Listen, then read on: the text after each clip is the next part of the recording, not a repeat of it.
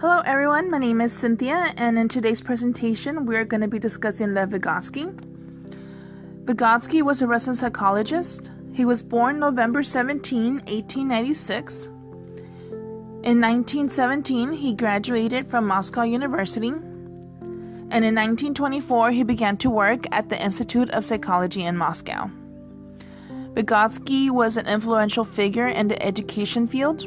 His theories have become the foundation of many teachers today. His most famous theory was the social-cultural theory of cognitive development. Basically, it emphasizes the role of social interaction, language, and culture on the child's developing mind.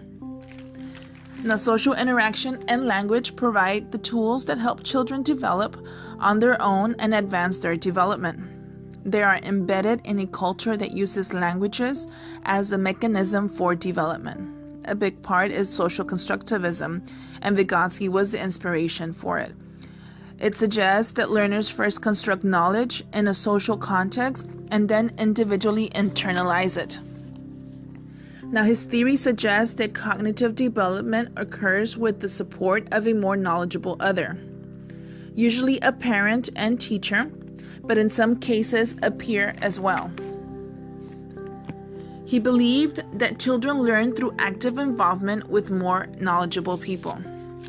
Now, his theory can be divided into three parts: social interaction and development, the zone of proximal development or ZPD, and scaffolding.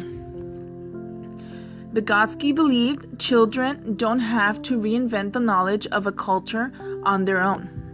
Rather, this knowledge has accumulated over thousands of years and should be appropriated through social interaction. Now, internalization is a part of this. It is the process through which learners incorporate external society-based ideas into internal cognitive structures.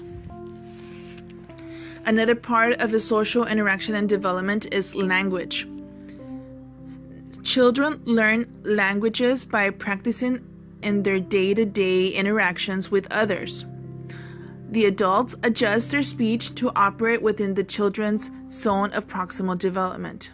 Now, as the children's skills advance, parents adjust by using bigger words and more complex sentences.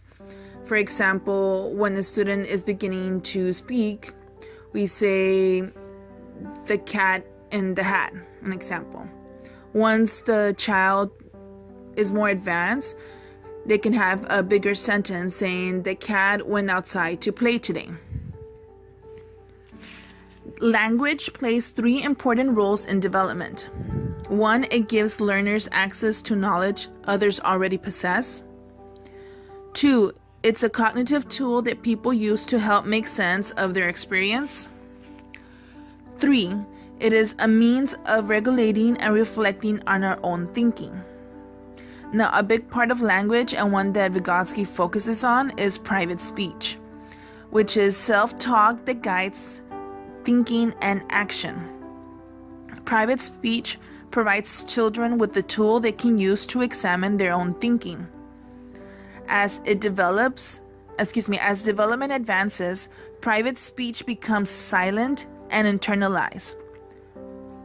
But it still remains an important aspect for cognitive development. Children who use private speech achieve more than their peers. They enjoy learning more and learn complex tasks more efficiently than those who don't. Vygotsky believed that the absence of private speech may also be a factor in the problems encountered by students with learning disabilities. The second part of his theory is the zone of proximal development, or the ZPD. It is a range of tasks that an individual cannot yet do alone, but can accomplish when assisted by others.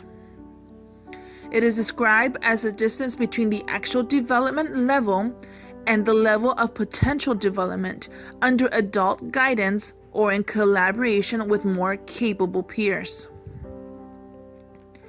Learners have a zone of proximal development for each task they're expected to master, and they must be in the zone to benefit from this assistance.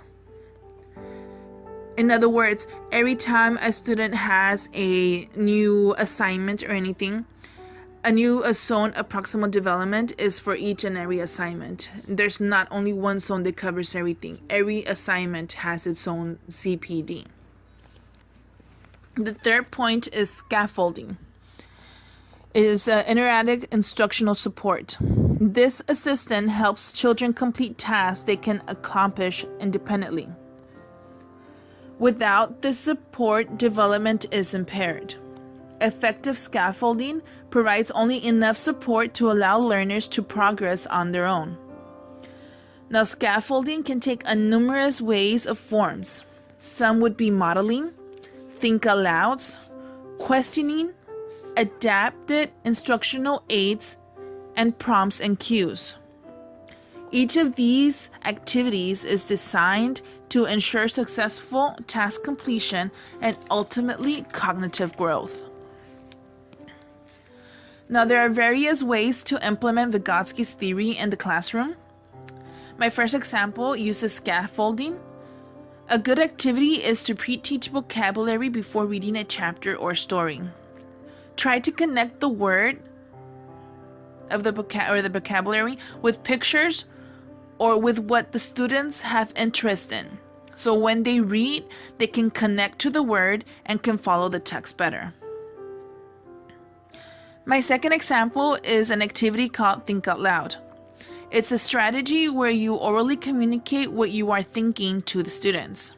For example, as I am reading to the class, I stop at a certain point that may be confusing or challenging, and then I would then discuss questions students may have and have an oral communication with them. My final example deals with a ZPD in the classroom and prior knowledge. In order to know what prior knowledge a student has, a teacher would have to do a form of assessment. Either formative or summative assessment will suffice to see where the student stands. Then I will build the lesson from their foundation and connect it to the current lesson. The teacher can guide the class in a lecture or use cooperative learning as a tool. I will group students with a more capable or knowledgeable peer to help guide them through the lesson. I hope you have enjoyed my presentation and, more importantly, you have learned from it. Thank you for listening, and I'll see you around. Created using Powtoon.